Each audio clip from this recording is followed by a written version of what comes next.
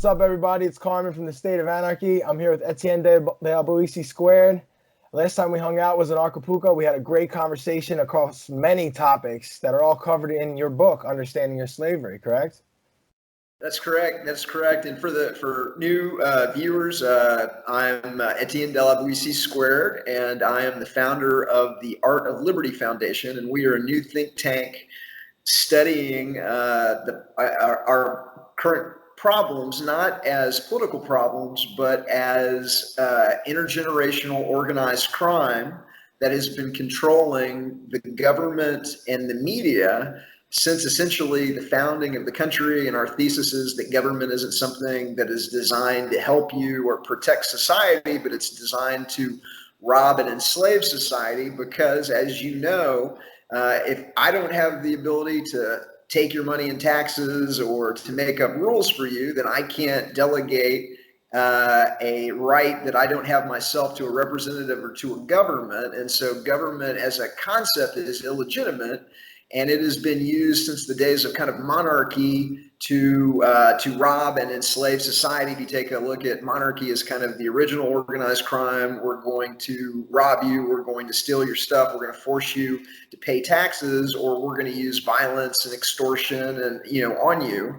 Well, when that wasn't selling, they came up with democracy, which is you get the ability to vote, but because we're organized crime, we're going to have a disparity of campaign funds. We're going to control the media, which is something that I get into. It's the government and the media working together ever since the ratification of the Constitution. We're going to control the media. We're going to have, more money. We're going to use bribery, blackmail, assassination. These days, they use unauditable black box voting machines where they've been caught rigging elections, multiple occasions, multiple jurisdictions. And we're going to put you into our mandatory government schools where we teach you as a child that it's your duty to pay us money, your duty to follow our quote unquote laws. And then the other thing that we do is we expose the alternative to that, which is something called volunteerism or anarchy, which is the big secret kept from Americans, is that the world is a self-organizing place. Everything that the government does could be provided from armed protection to arbitration to real charity.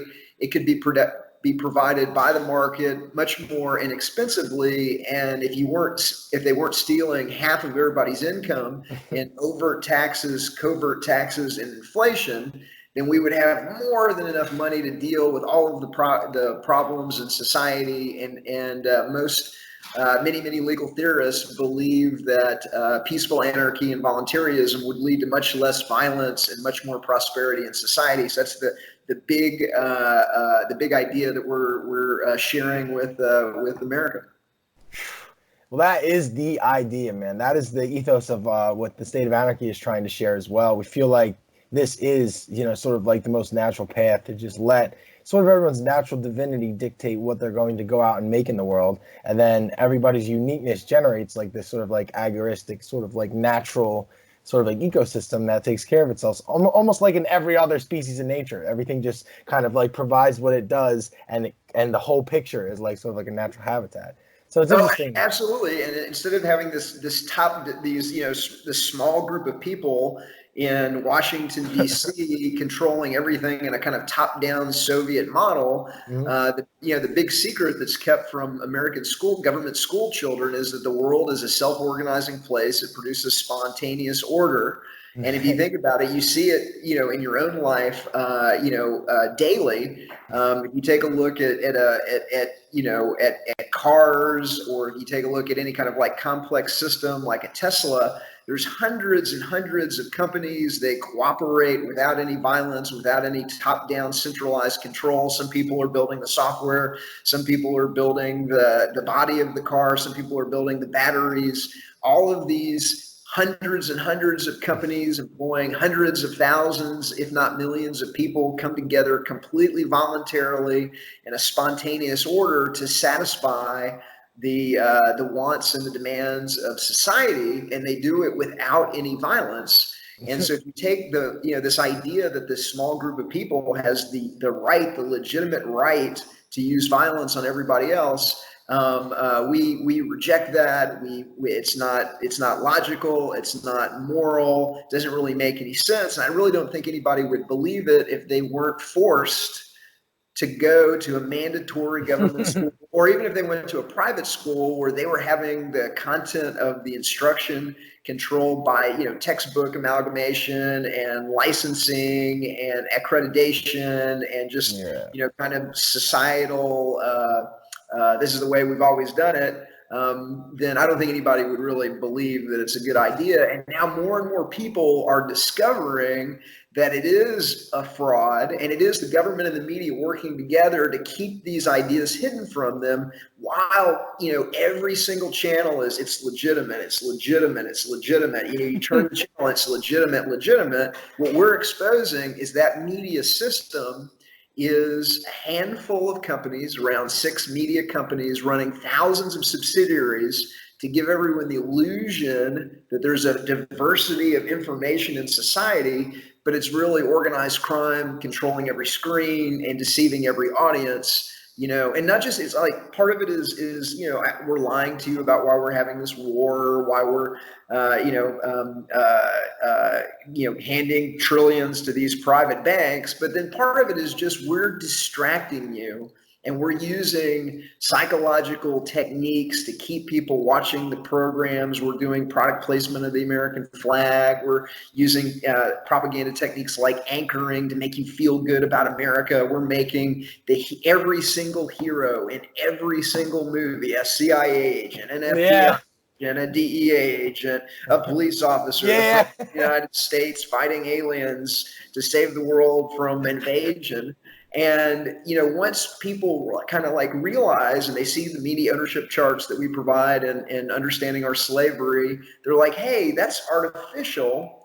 And then we're waking people up left and right. And I really think we're at the cusp of exposing this as organized crime, arresting these criminals and taking back the country and devolving it into smaller and smaller regional governments, state governments, then local governments, and then doing away with it all and having a market-based economy where nobody gets to use violence on anybody else. And the big secret that they try and say is anarchy is violence, when it's absolutely the opposite. We're believers in the non-aggression principle. We think it's wrong for anyone to use violence on anybody else, even if it's a government, even if some people decided to vote for it. That's the big idea. That's what we're trying to get out and explain to the population. Well, it's probably the most important idea that we have to get into the consciousness of the masses. And I believe you guys are you kind of have sort of an action plan, or sort of a game plan strategy for how you're going to do that. You want to talk about what you guys are doing as far as trying to get I believe it's New Hampshire, right? You're trying to get a big sort of a local government push in New Hampshire to expose the information contained in the book. Right. So the book is Understanding Our Slavery. And in the book, we break down 20 plus techniques that the Nazis, the Soviets, the US, and East Germany used to create this culture of tax slavery. And we show you what it looked like in each time, in each place. And we do it in visualizations, infographics, media ownership charts, and memes. And some of the memes are very, very funny, but the idea is that most people are visual learners, and it's very hard. There's only kind of a small percentage of people that will interact with a text-heavy book. So we made ours very kind of image-rich, bullet points, executive summaries, but we link through to all of the authoritative scholarship, to the evidence that this is organized crime, to some of the heinous crimes that the government has been committing, that they've been able to cover up through the media system, through the media propaganda system. But we're linking through to that, and then we have a flash drive that goes along with the book, and this flash drive, it's called a wafer drive. And it has over 8 gigabytes of evidence of government criminality, from the TARP, the TOLF, the bailouts, to the government's involvement in 9/11, to the Oklahoma City bombing, to where they blew up a daycare center to tar the militia movement that was growing rapidly after they burned down a church in Waco, Texas, and murdered 80 men, women, and children. And so that these, we've got all of the kind of the best evidence of these and multitude of other crimes. And one of the things I wanted to talk to you today is we're kind of launching a crowdsourcing to create, to begin collecting and beefing this up with even more evidence, so that when people get a hold of it, and you don't have to have the physical flash drive, you can go to www.understandingourslavery.com/liberator. We call it the Liberator. But it's absolutely undeniable. It's an overwhelming amount of evidence, and that anybody that looks at it with an open mind and looks at it that this is a scholarly effort, we're curating the best evidence that we can of these crimes, that you're come to know, you really are able to come to no other, conclusion that we are being robbed on a kind of whole scale level. Wow. So yeah, you're kind of like presenting all of this. You're trying to crowdfund a way to present all of this to sort of get it in the minds of the New Hampshire local government. I know you mentioned that in our interview. Right. Okay. So in my day job, I am a productivity expert that helps Fortune 500 companies learn at the speed of light. I do a lot with visual collaboration, and I know that most people are visual learners, which is why we put all this together. Mm-hmm. And so I put my productivity expert hat on, and I really said, okay, how do we win the whole thing? Like, what is the most cost-effective, fastest way to make this information go super viral? And what I believe it is the kind of the Achilles heel in organized crime system is the ability to win one single state. And if we can win in one place and widely expose it as organized crime to where the population, either in a peaceful Gandhi-esque civil disobedience, just says, hey, we're not going along with it anymore. We now understand that you're controlling the screens. We're just not paying the taxes anymore. We're not withholding it from our employees. We're not joining the military. We're not joining it's a scam. We get it. And so I think that we can, and the reason that New Hampshire is the key is that there's something going on in New Hampshire called the Free State Project, where libertarians and voluntarists and anarchists have been moving to the state since 2003. There's almost 5,000 on the ground right now. They've got 20 plus elected Free State Project liberty lovers in the legislature right now. And everybody on the state is figuring out, hey, these are really cool people. These are great, fantastic people. They hold 560 meetups a year in every single area of the state. They have a multitude of organizations that are working on freedom in every different angle, from having little mini libraries and laundromats to working on secession, to having voluntarist-based charities and nonprofits. They've got foundations. They have co-working spaces, and it's one of the biggest kept secrets. And so the Free State Project is trying to get people to move to New Hampshire. But as a productivity expert, I said, hey, way to supercharge it is we just expose this as organized crime to the already libertarian-leaning in New Hampshire, and then it's way quicker to flip somebody into, oh, it's a scam, it's organized crime. Give them the evidence, give them what they need to wake up their friends and family. And so what the goal is we're trying to raise $50,000 in a seed round right now to get the project off the ground and to expand what we're doing with the book. But then we think we can test it in a single community in New Hampshire for about $150K, where we would drop about 12,000 copies of the book, the flash drive, and the DVD of Vaxxed. Because one of the other parts of the program that people don't realize is there's a debilitation program the government has been putting and allowing to be put in these vaccines harmful heavy metals like mercury, aluminum phosphate, aluminum hydroxide, formaldehyde. They give vaccine manufacturers immunity. They have a secret vaccine court where if you jump through all the hoops, they may give you some money, but you it's so can't weird. actually sue. And so they've known since 2000. One of the documents that we have on the flash drive is an article by Robert F. Kennedy Jr., where he broke down in the year 2000 that the CDC had a meeting at Simpsonwood Retreat outside of Atlanta, where they knew that the vaccines were causing autism in 2000. But now with Vax, there's a whistleblower, and so when people find out that the government has known and potentially may have been encouraging, promoting, and backing a program to debilitate the country so they don't understand how they're being robbed, we think if we can get that out very, very widely, that would trigger the 100th monkey effect. So it's $50K to get it off the ground. It's $150K to test it in one single community, where we would drive people to town hall events so that we can introduce them into this growing liberty movement and hand them off to the social and political networks where they can just begin being effective immediately. And then after that works the way that we're kind of positive that it is, we think we can do the entire state for about $1 million.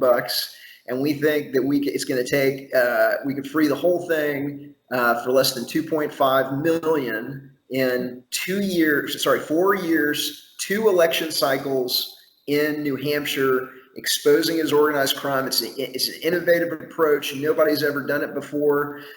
We've got the right tools, and so that's what we're working toward. That's what the Art of Liberty Foundation is working towards. And anybody that might be able to give us any help, it would be greatly appreciated.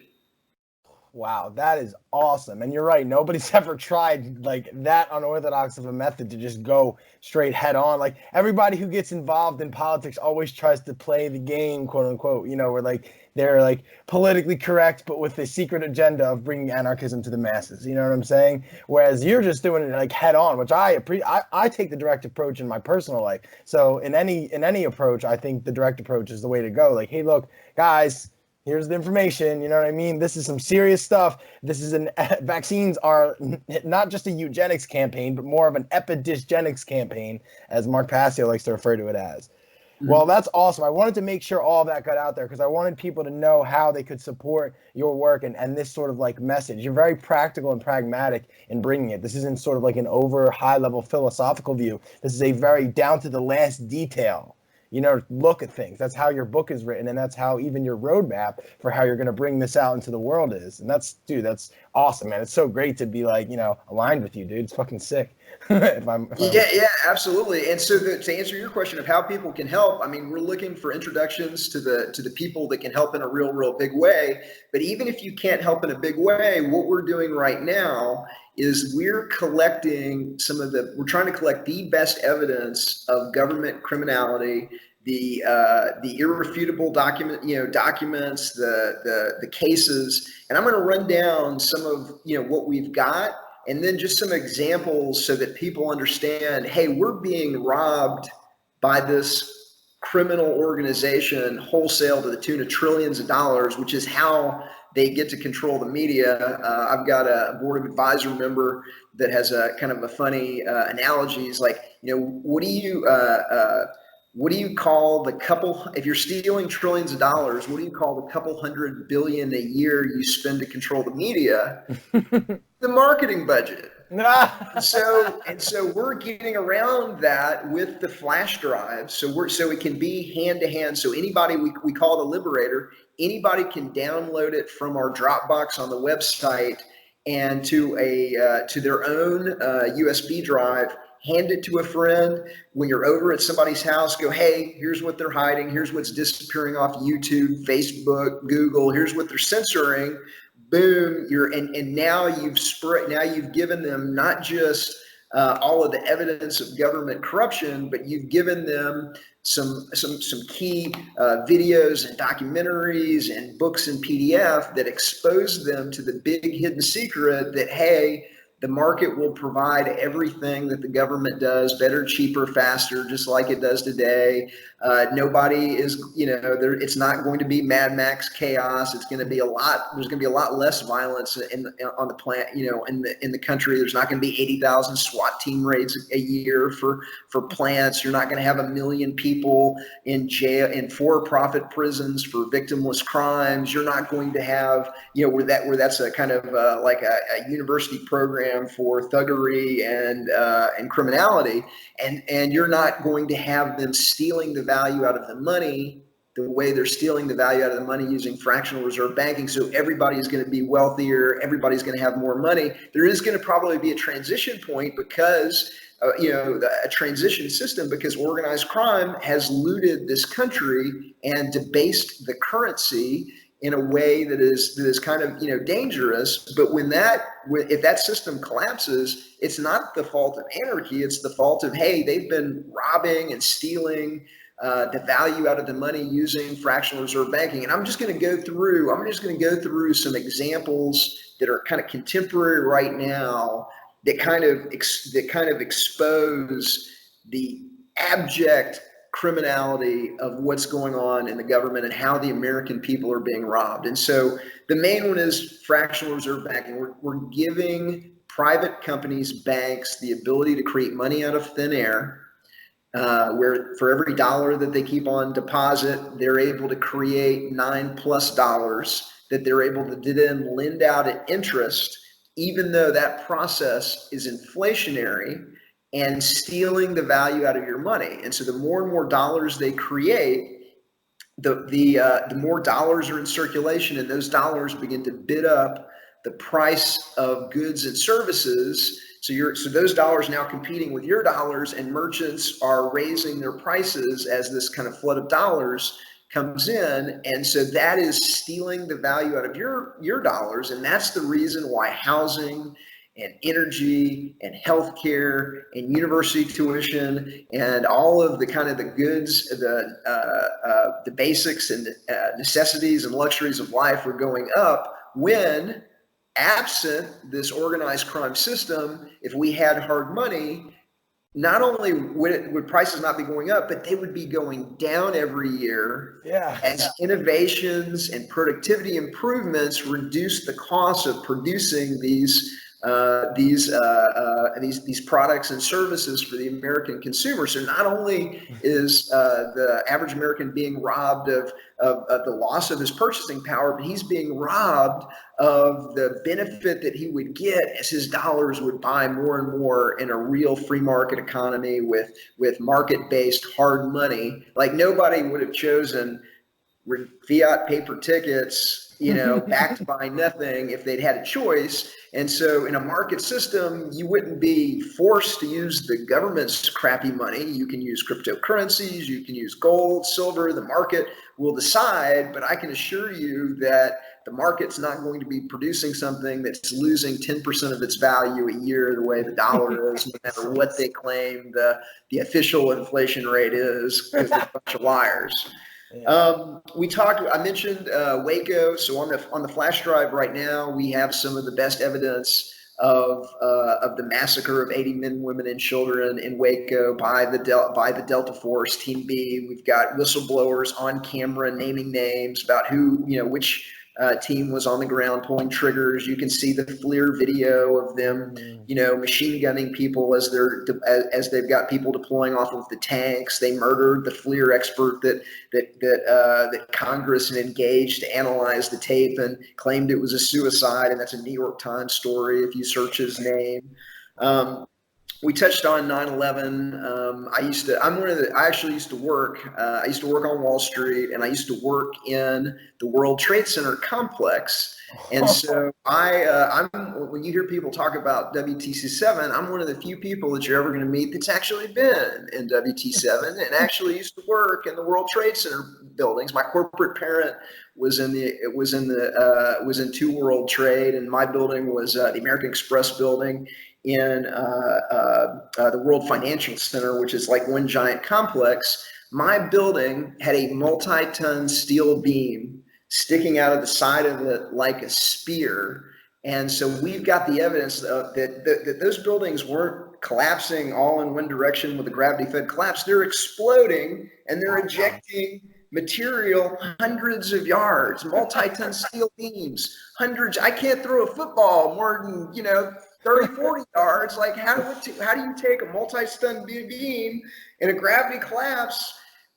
So we've got the best evidence, we've got the best documentaries, scientific evidence of military grade thermetic material found in the dust.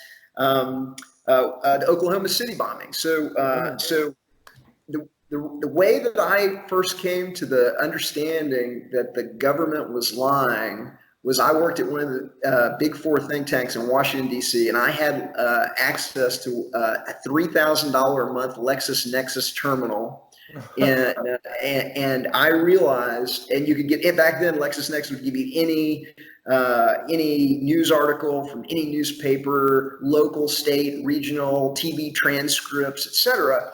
And I quickly realized that the story that was coming out of Oklahoma City on the mainstream media was very different. That was the story that was coming out in the local McMurton Gazette and the local newspapers in Oklahoma City, Channel 4 in Oklahoma, and one of the videos that we have on the Liberator is, many people don't know, but they'd found multiple other bombs in the building. That, the government's original story was it was just one guy and a Ryder truck and a truck bomb. Yeah. But on day one, they had multiple news conferences, state news conferences, local news conferences. The governor talked about it. They reported finding 3 other bombs in the building. You watched as the bomb truck came up, and then they evacuated people from the building, leaving people trapped in the rubble while they removed these bombs. And then the next day, it's gone. It just never happened, and the media would just never talk about it. We have those original news broadcasts showing the video evidence of the governor and every single news station reporting on bombs. But then, poof, the next day, it's just like it never happened. And that's the level of deception that we're dealing with. And that level of deception doesn't just extend past the mainstream media. We also have evidence on the Liberator that the CIA created Google from the beginning. It was a DARPA program out of the Highland Forum. We have an article, How the CIA Met Google. You can get it on the understandingourslavery.com website. You can get it on the Liberator. But we're exposing that this media, this control of perception program that can make evidence of multiple bombs being removed from the Oklahoma City building just poof, disappear into midair. That program now extends to Wikipedia, to Google, YouTube, Twitter, Discuss, Reddit, and all of kind of the key information choke points in the new internet food chain. And these companies have been, as far as I can tell, funded from the beginning in a program that that extends back, and we covered in the book, to the ratification of the Constitution, where they've been controlling perception as a weapon to be able to give the population a false narrative on the legitimacy of having a government, to the fact that hiding crimes, to the fact that it's legitimate that these small group of people rule you. But now that we're in the information age, now that you can literally have 8, 16, 32 gigs of information on the size of a credit card, we can now go hand to hand in New Hampshire in one single state and kind of achieve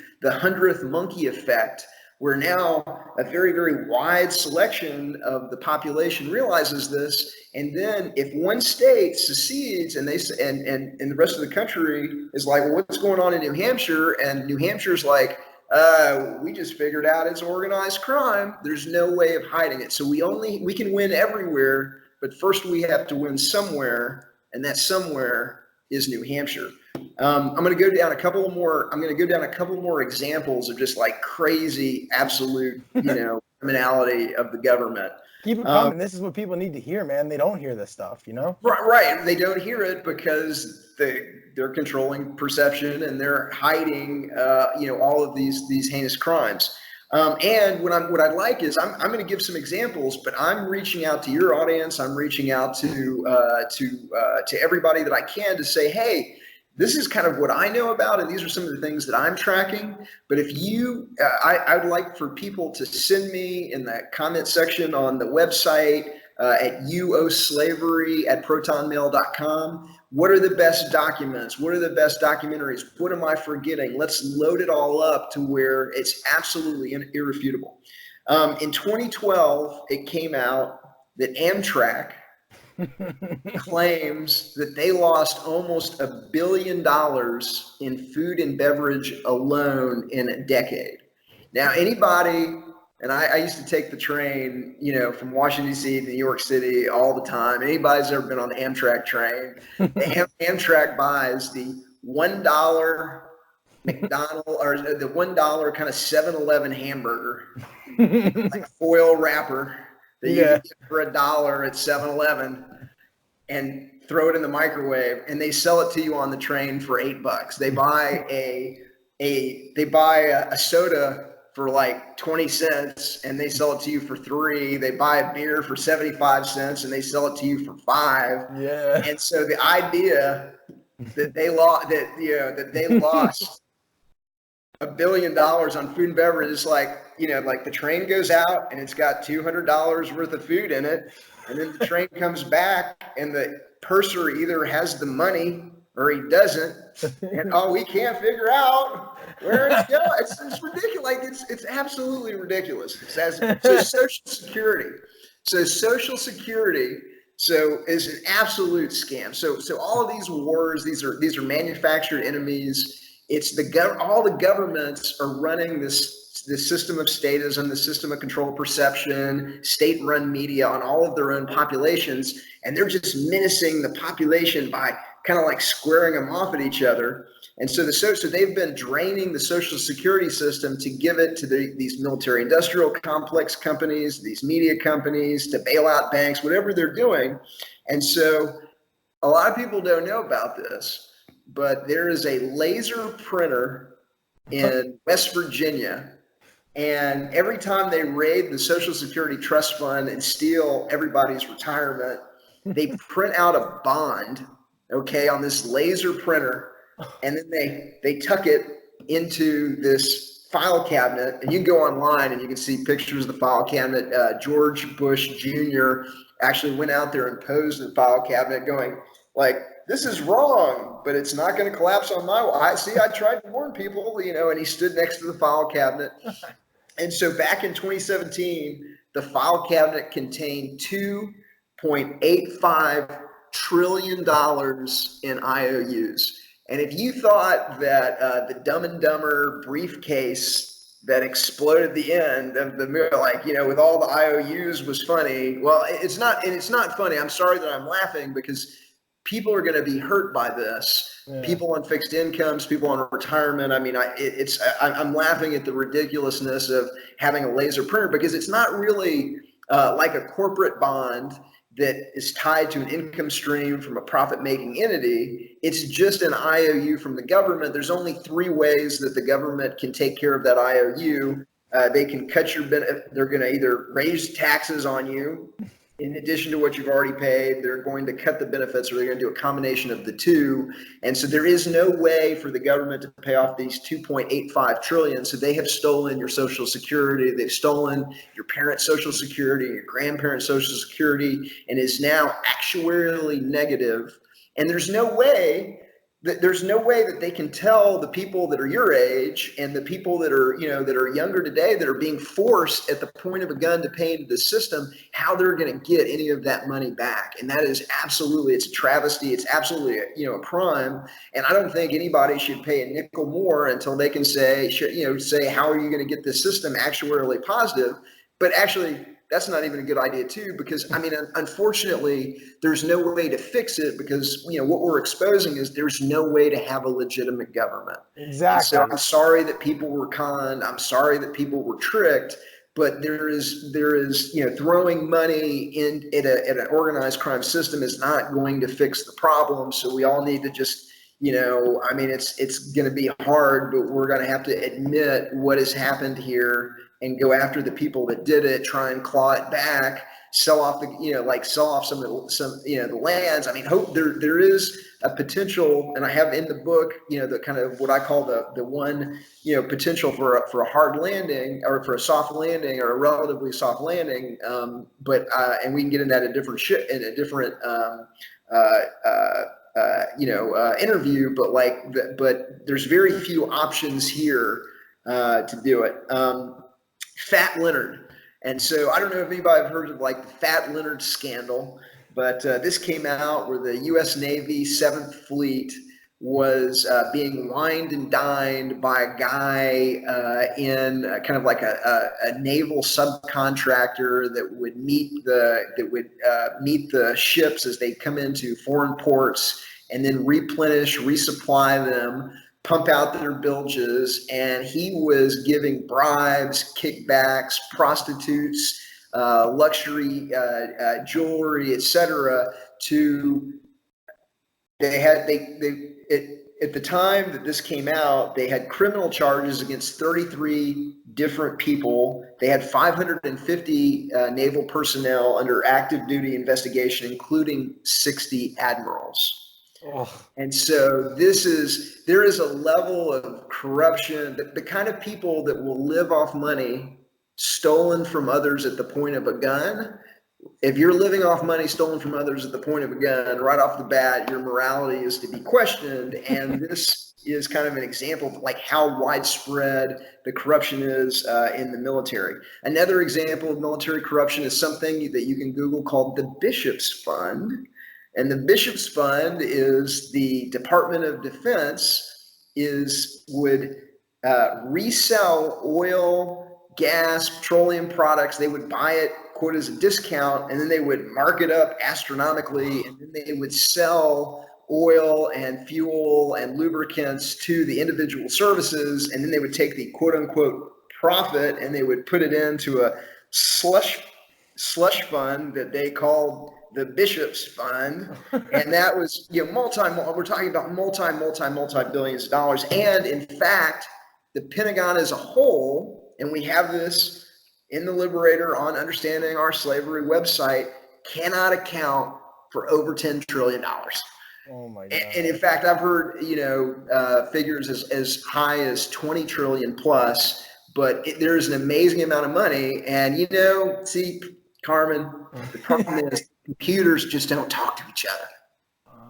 And so there's these ridiculous excuses year after year of, oh, our computers don't talk to each other. And it's like, you know, how bad does it have to get before American people go, hey, maybe they're robbing us? Yeah, you know? like, hello, like maybe they're not just like, first of all, the fact that the government, so is this a government entity that's doing this like oil markup thing?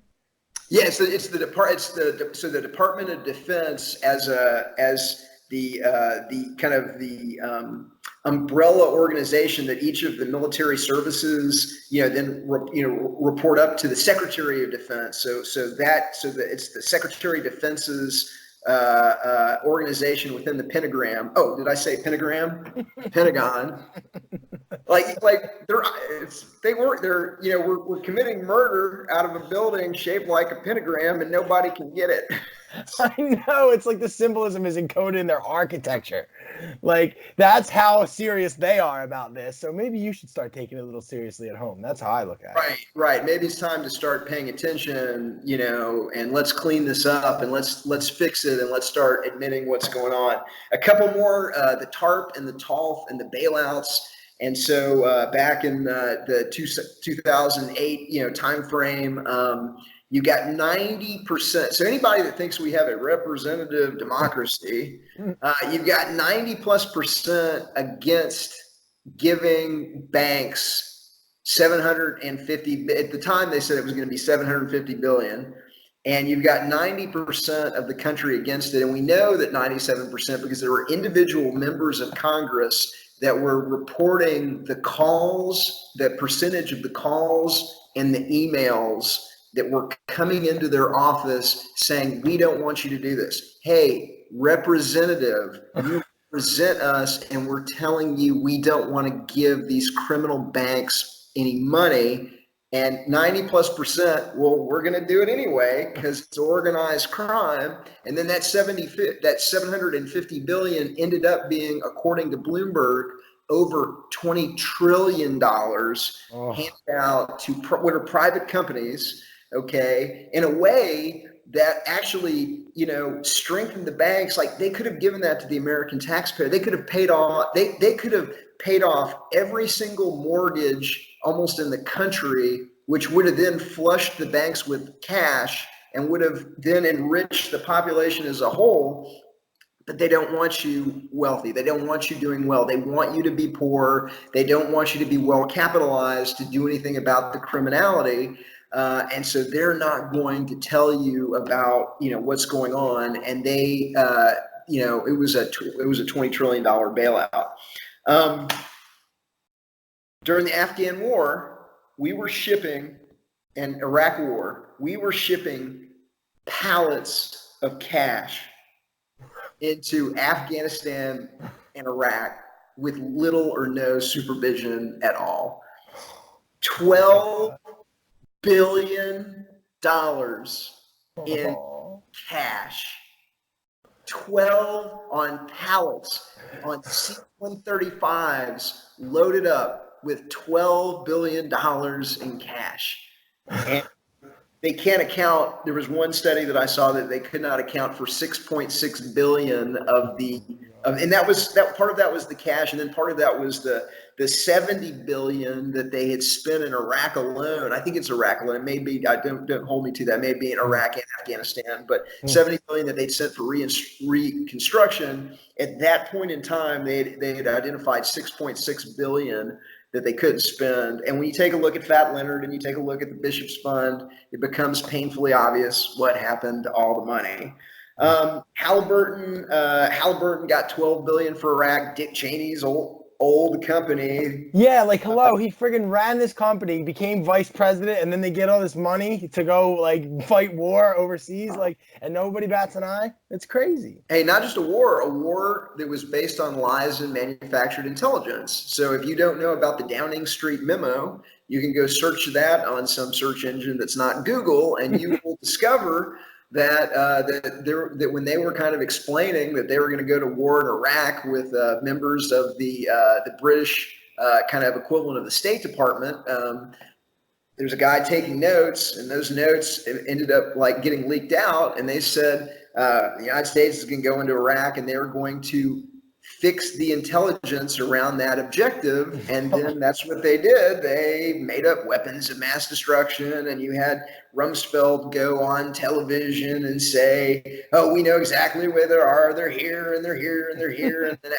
well, we don't know what happened to them. Where did they? So they lied us into war, and which caused real deaths, real murder.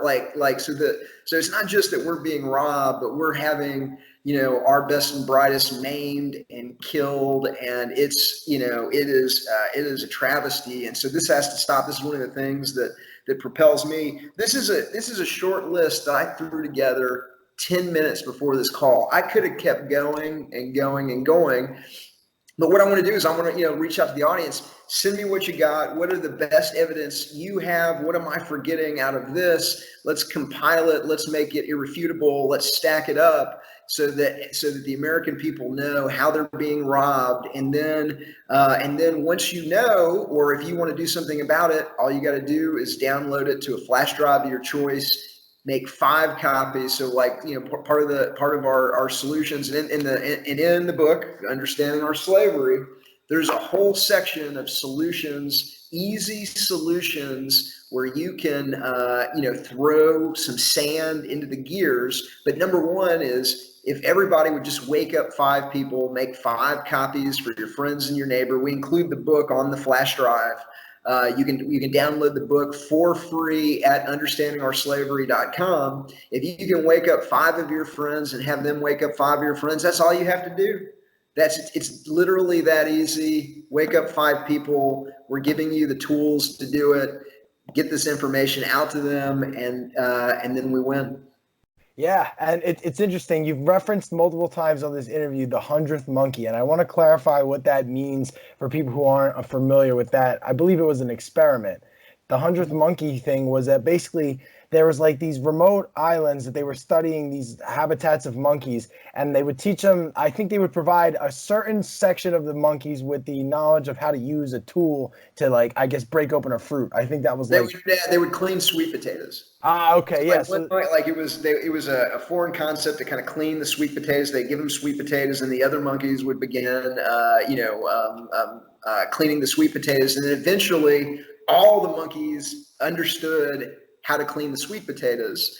And so there is, there's some the study has some flaws kind of like in the study, but the concept is relative, and I'm pretty sure you've seen it in kind of and there's kind of other examples of where that happens. But the idea is that if you can get enough people in a kind of certain area that is saying, hey, the government's organized crime, hey, look what they're doing, then kind of everybody through osmosis begins to know. And then, if you think about, like, if one of your friends says that this movie is the best, and another friend says hey, you got to see this movie, eventually you're like, hey man, everybody's saying go see this movie.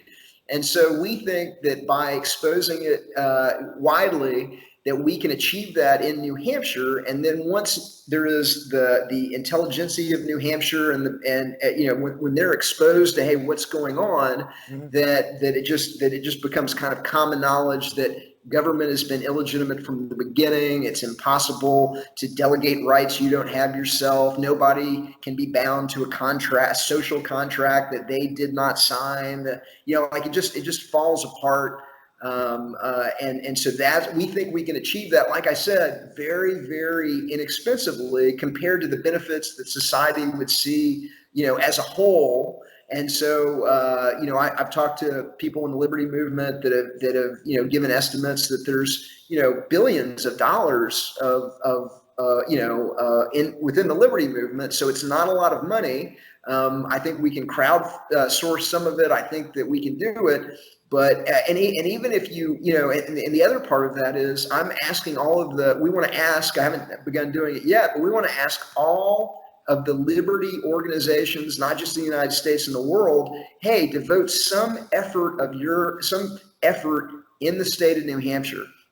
Do a seminar series there, do a speaking tour there, crank up your direct mail efforts in that particular, state. And so if everybody just focuses some of their effort towards freeing New Hampshire, it might cost us $1 million to do that, or $2 million to do that, but that would be worth $50 million in publicity, and it would be worth billions and billions of dollars, because that would be the first step to freeing every other state. And the same way that cannabis deregulation started in small, like in Colorado, and then spread to every other state, we think that the exact same dynamic can be achieved in the country as a whole, and then the world. Because I got to tell you, once the United States gives up government and exposes it widely as, hey, this is organized crime, and all the other governments are using the exact, and that's what we expose in the book, that it's a playbook.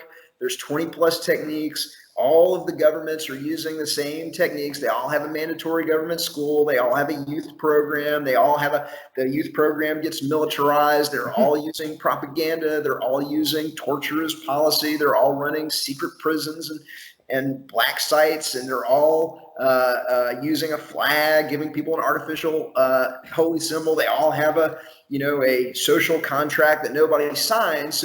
So once you understand that it's a playbook and they're all using the same playbook, if it gets exposed in the United States, then China's going down, Russia's going down, Israel's going down. They're all of these organized crime mafia families, okay? It's different mafia families around the, planet, all working together, kind of, the way the mafia, kind of works together in different geographies. Yeah. Once that gets exposed, we could free the world.